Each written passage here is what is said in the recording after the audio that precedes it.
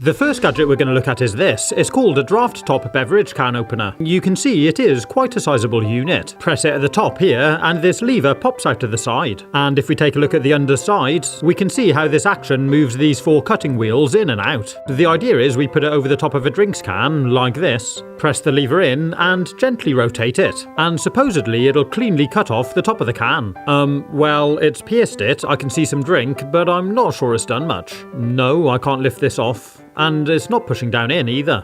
You can see it has made a small hole because there's drink coming out through it. Maybe I did something wrong, I'll try it again. So I placed it back over and squeezed the handle and rotated the can. Oh yeah, this is looking a bit more promising.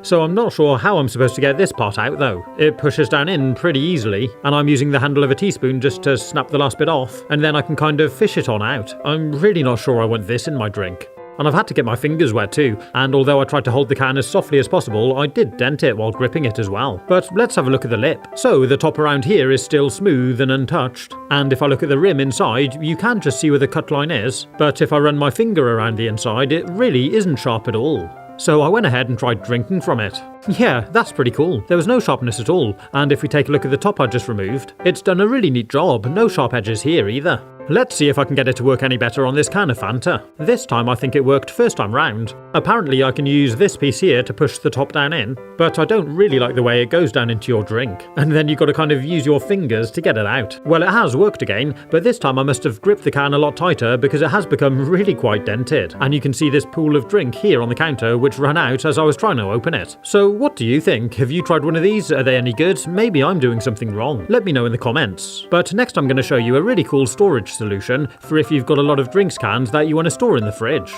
This plastic tray has been designed exactly the right size to hold your cans. So let's try it out. I removed the paper label and loaded it up with these drinks. I'm putting 9 in altogether. It makes it really easy for loading them into the fridge for cooling. And if you take one, it kind of rolls the next one to the front. Pretty cool, huh? And of course, if you're having a party or something, you can just bring out the whole tray full of cold drinks. Here's another really cool gadget which does a similar job. They're like a silicone track with a dip in one side. And it's really flexible, but it's actually for holding drinks cans. Again, if you're having a party or something and you've got a lot of drinks that you want to put out, you can just lay down one of these tracks and load it up with cans. It's all spaced perfectly to hold them and stop them from slipping. And what's great is you can even stack layers on top of them. I'm going so high to make a pyramid.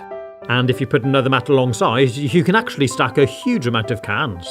But what's really useful is using the mat in your fridge to stop the cans from rolling around on the shelf. I did find you can also use it with wine bottles too, but you do need to be careful if you're using it with glass. Next I want to look at this handheld desktop fan. I removed everything out of the box, and here's the fan. If we take a look inside, there's actually 2 fan blades. Supposedly this helps move a lot of air. Just press the button here on the front to start it, and there's actually 3 speed settings. Wow, that really does blow. It comes with this lead to charge it straight from a USB socket. It just plugs straight into the fan, and there's a little LED indicator to show it's charging. And it also comes with this stand too. What's cool is you can just place it down on the desk, put the fan in the holder, and angle it around so it's pointing at you.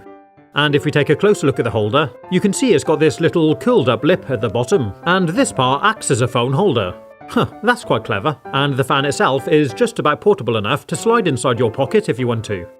That really is pretty cool. Now let's take a look at this, electric milk frother. It comes with these 2 attachments, this one for frothing the milk and this mini whisk. And what's really cool about this is it's also USB rechargeable.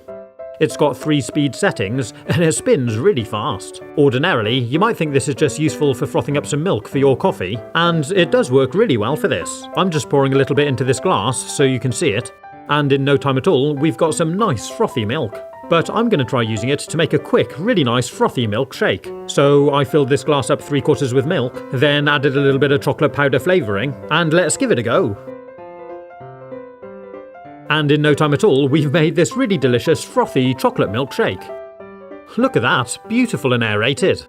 Next I want to take a look at this clever bottle opener. I undid the tie and removed it from the packaging. It's made in Germany, and you can see it's got these instructions printed on the top. It kind of looks like just a normal bottle opener, but when we turn it upside down, we see this kind of silicone pad in the handle. I used it to open up this bottle, and the idea is, once you've drunk a bit, if you don't want to finish the drink, you can take your opener and slide it over the top of the bottle like this. As you push it on harder, it tightens it up, and that silicone pad in the handle seals up the bottle. I turned it upside down and moved it about a bit, and it didn't spill a drop. That's really impressive. It does work really well, it slides on ever so easily, and it should help to keep your drink fresh and carbonated. The next thing we're going to take a look at are these weird plastic bottle tops. And when I say bottle tops, I mean these top parts of a bottle. They are quite curious, and the caps unscrew as normal, and they're actually meant to push on top of a drink's can, so let's see if they work. Once you've opened your drink, give the top a good firm push to clip it on over. It does feel like a really good snug fit, and it clips on well. And the idea is it can stop any animals from crawling inside your can, and you might find it easier to drink from or for pouring the drink into a glass.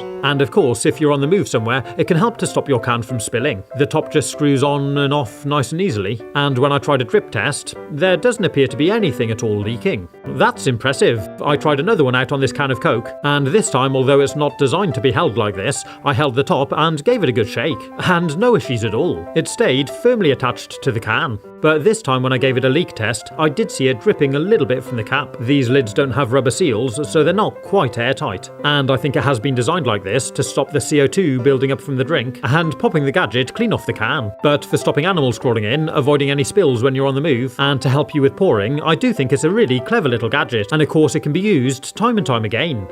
Next I'm going to show you this really cool stainless steel tap to make your own watermelon party keg. To make it, you just chop the top off your watermelon and hollow it out. To start with, I'm using this pineapple spiralizing gadget. It screws down nicely into the watermelon, then you can pull it out to give you this amazing plug of fruit. Remove the handle and use this chopping tool that comes with it to make these perfect bite-sized pieces. I used a big spoon to hollow out the rest of the fruit and clean it out. This time I put it all into this blending jug and gave it a blend. And now it's all nice and emptied out, we're ready to install the tap. There's a link in the description if you want to buy one of these. I'm using this 16mm drill bit to drill a hole about a quarter of the way up the melon. This will help the tap to sit at an angle, and any sediment in the fruit will sink to the bottom, so it shouldn't block it up. To install it, just slide a washer over the thread and push it through the hole. Fit the seal, washer and nut to the other side, and that's our tap fitted. Before filling it up with drink, I used a tea towel to make a stand, then placed a sieve on top and poured in my watermelon juice. Straining out any bits like this will help to stop blocking up the tap, and if you like, you can top up the keg with different juices to make a nice summer cocktail. I added a few slices of fruit and some ice cubes, then placed the lid back on and it's ready to use. Just line up some glasses alongside and people can help themselves. Pretty cool, huh? And why not place the pieces of melon alongside with some cocktail sticks? Perfect for snacking on. The next thing I want to show you is this. It's a digital water timer. Let's take it out of the box and see what we've got. And it feels quite solid and really well built. It's got this connector here at the top and another one at the bottom. And if we turn it around, here's where we install some batteries. It takes a couple of AA batteries, and the battery cover has a rubber seal so it's watertight. And I'll show you how easy it is to use. The first thing to do is set the time, then enter the time that you'd like your hose pipe to turn on. Tell it how long you'd like it to run for, and how often. This could be hours or days. And that's it. It's as simple as that. It comes with this hose adapter to screw onto the bottom, and an adapter to fit different sized taps. The instruction manual is smart and easy to follow, and it feels like a quality product. To use it, just remove the hose and the hose adapter from the outside tap, then screw on the timer. Connect your hose back on at the bottom, then double check your settings are as you want them, and turn on the tap. That's all there is to it. When the time reaches the start time, it clicks itself on and allows water to go through your hose. I'm testing mine out with this garden sprinkler, and it worked perfectly. If you'd like to see some more summer videos, like this video about cold drinks where I test out this USB-powered fridge, you can click on the links. Have fun, stay safe, and as always, thanks for watching.